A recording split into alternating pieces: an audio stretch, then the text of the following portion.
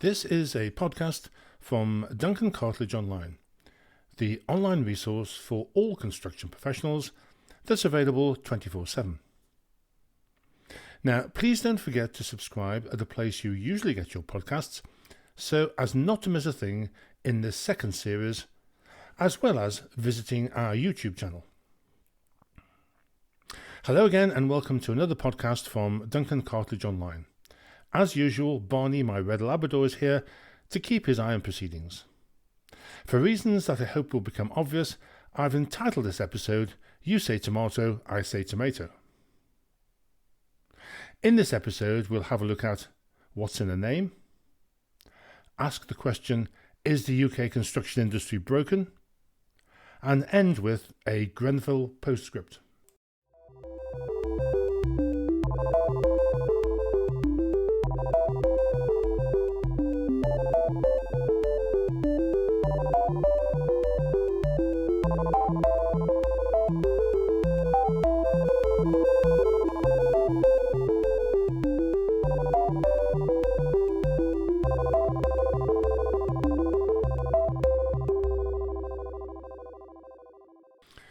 An experienced American value engineering practitioner once said to me, "Now I need to put on my Barry White voice, gold medallion and chest wig for the next bit. Ready? Value engineering is like love. Until you've experienced it, you just can't begin to understand it." And you know, it seems as though he was right. Barney is giving me a really funny look now. While reading a recent article on the tendering process for the recladding of Grenfell Tower, it was stated that the successful contractor was pressured by the Tower Block Management Organisation to reduce their bid by £800,000. The article went on to say that this has been achieved by value engineering. In my opinion, value engineering is the most misunderstood and misused term in modern construction industry, and to use it in the context of the Grenfell Tower cladding panels would have Larry Miles, who created and introduced value engineering to industry, turning in his grave. The whole point of value engineering is that it's a function-based study, and the one thing that is sacrosanct during a value engineering study and must not be compromised is the function of the building or component, which clearly was not the case at Grenfell. This is not the only occasion where value engineering has been used to describe cost cutting. What went on at Grenfell was the old QS practice of what is euphemistically called cost reconciliation. Cost reconciliation works like this. The QS prepares a cost plan, the client agrees a cost target, the bills of quantities go out to tender, the tenders exceed the cost plan. The client wants savings, the QS, sometimes in association with the design team, look to save costs by cutting standards, without consideration of function. To refer to this process as value engineering is a travesty. Firstly, value engineering is carried out at the start of the design process, not once the design is complete and the tenders are in. So please, stop calling cost reconciliation value engineering and call it for what it is, good old-fashioned cost cutting. And now on the same theme, moving on to quantity takeoffs or taking off quantities. When I began the process of launching the Duncan Cartledge Online website a few years ago, I employed a so-called expert in search engine optimization, or SEO, to try to get my site a good Google ranking. Incidentally, if you're ever in a position of launching your own website, take my advice and avoid SEO experts. They're like snake oil salesmen. SEO works by identifying keywords for search engines. So I suggested taking off quantities, which was interpreted by my expert as the same thing as quantity takeoffs, which patently is not the case and is not covered on my website. According to the #1 ranking site on Google, and I quote, "In construction, a quantity takeoff is a list of the physical materials necessary to complete a job and their costs. It does not include or consider labour costs, permits, overheads, equipment, or other incidentals. I hear the term takeoff and quantity takeoff used more and more, particularly when people speak about the virtues of BIM. So let's get this right. Takeoffs and taking off quantities are not the same thing. Takeoffs or quantity takeoffs are concerned more about estimators preparing material schedules, and taking off quantities is concerned with the detailed breakdown of all the items of labour, materials and plant required for a project, measured in accordance with a standard method of measurement. Long live the quantity surveyor. Now moving on to the second topic. Is UK construction broken? Certainly, Sir Michael Latham thought so 30 years ago when he published his final report on the UK construction industry with the subtitle Trust in the Team. Teamwork and collaboration were the primary motivators for Latham's recommendations. So has anything changed since 1994? For sure, Latham was not so naive as to not anticipate the resistance his report would face from industry with so much baggage. I remember attending seminars and press briefings at the time the report was first published, and what became patently obvious was that Sir Michael was preaching to the converted. The same personnel from the same top 20 contractors and consultancies were at every event, leaving the vast majority of industry unimpressed. In a previous podcast, I outlined the bloody-minded industry that is construction, and that despite legislation, late payment still blights many of the 200,000 odd suppliers. Latham found an industry where teamwork and trust were at very low levels, using a form of contract that gave contractors the bullets to fire the client. Latham soon became aware that construction spends more on litigation than research and development, and thought that the contract form with a built-in adjudication process provided a clear route ahead and away from the delay, high costs and inequality inherent in legislation. And he saw this bedeviling the construction industry. Latham was quoted as saying, "Such a system must become key to settling disputes in construction." In the early 1990s, partnering was introduced into the North Sea oil industry as part of the CRINE initiative.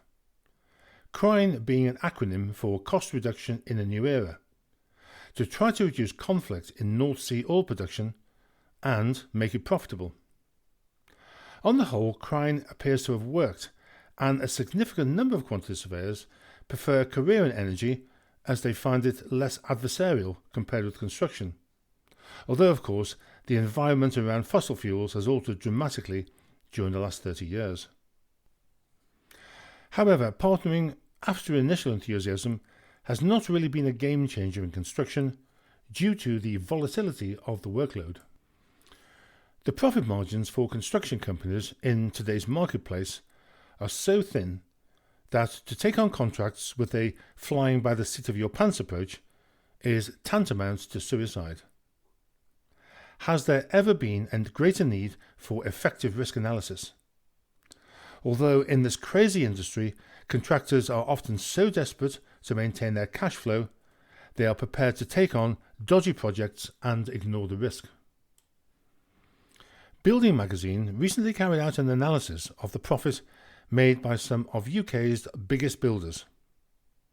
Laing O'Rourke, the biggest private contractor in the industry, posted a turnover of £4.3 billion and a pre-tax profit of just 18 million, which equates to a pre-tax profit margin of 0.04%. Why bother, can I hear you ask? You may not know how Laing O'Rourke was born, so here's a bit of history. John Laing Construction was established back in 1848 by, believe it or not, John Laing, and by the mid-20th century was one of the UK's most established and respected building contractors. In fact, the go-to contractor for many prestige public buildings and private sector projects, which included Coventry Cathedral, the Birmingham Bullring, and the British Library, to name just a few. In 1966, John Lang Construction won the contract for what's now known as the Principality Stadium, Cardiff, on a guaranteed maximum price basis.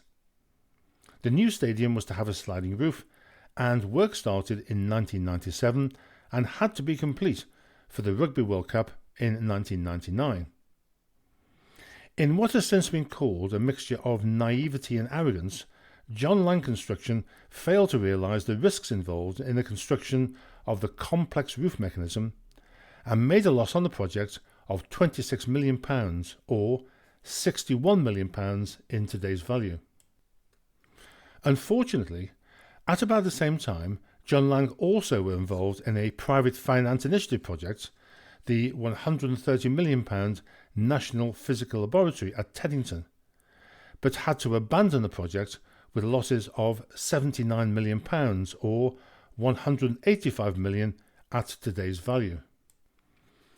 In both schemes, John Lang Construction failed to identify the risks and to take account of the highly complex specification in the case of the PFI project. You could be excused for thinking that John Lang Construction was too big to fail.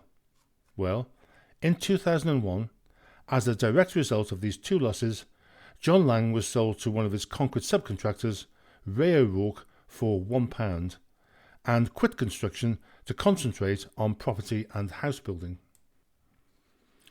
More and more, the issue of margins and risk has come to the forefront of firms' thinking, and there is no doubt that more contractors are pausing before taking on some jobs because of the high risk involved. Currently, 2 major construction firms are up for sale, but it's no surprise that they're hardly being snapped up. And of course, pathetic profit margins leave nothing to be invested in research and development at a time when poor productivity, the wider adoption of artificial intelligence, and modern methods of construction are seen as essential to modernise construction. And now the failure of ISG sees the largest corporate failure since Carillion. The company simply ran out of money, and nobody could be found to recapitalise the 6th largest contractor in the UK. ISG had £1 billion of government contracts on its book at the time of its demise, and, just like Carillion and John Lang Construction, seemed to be too big to fail. There is a moral in here somewhere. The collapse of ISG threatens the existence of many subcontractors across the UK, who now not only face the prospect of unrecoverable debts, some supply chain members are rumoured to be owed up to £15 million, but also the logistical challenges of having equipment tied up at multiple construction sites until they are given permission by the administrators to retrieve it. SMEs, who make up most of the construction firms in UK construction, are vital to the infrastructure of the construction industry and, just like Tier 1 contractors, often operate on tight margins and cannot afford to absorb such sudden and substantial financial losses.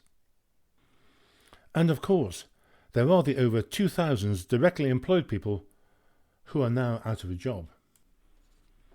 Both ISG and Carillion cases had no other choice but to keep on taking on contracts with very thin or even negative margins to generate cash and thereby remain in business. They were trapped in a never-ending cycle, like a hamster in a wheel, and if the wheel stops, you're toast. Therefore, in these uncertain times, it is increasingly important to carry out a risk assessment prior to taking on work and reject potential projects if they appear to be too risky. Carry out credit checks on all the players. Scrutinise tenders, because if it looks too good to be true, it probably is. Scrutinise interim payment applications and remove items that have been included ahead of requirements. Don't over-certify. If companies go into administration, any overpayment will almost be impossible to retrieve. And if the worst happens and a contractor goes into administration, secure the site, ensure plant and other items are not removed. Situations like this have in the past led to people stripping sites of plant and equipment to reclaim money owed. The danger is that this gets out of hand and turns violent. Check insurance cover, depending on the form of contract, and install site security. Finally, look at the best cost-effective ways to get the outstanding job or jobs completed. The most lucrative contracts, including jobs that are yet to start, will be picked off by others in the industry, leaving behind the problems. And finally, Grenfell Postscript. One of the realities to come out of the Grenfell inquiry is that we have all assumed that contractors and subcontractors know what they're doing, and they are skilled and competent to construct our buildings.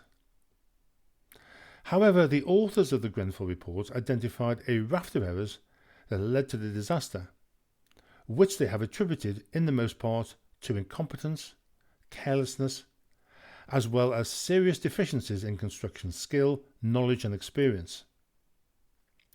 The report called for a new Chief Construction Advisor, and in the days since the report was published, Paul Morell's face, who was the Chief Construction Advisor between 2009 and 2012, has been popping up everywhere. Please, let's move on. The post was ineffective in the past, and it's difficult to see what it can achieve in the future. Well, that's all for this episode. I hope you found it interesting. This has been a podcast from Duncan Cartledge Online. Thank you for listening. Please don't forget to subscribe. And from Barney and me, until next time, take care.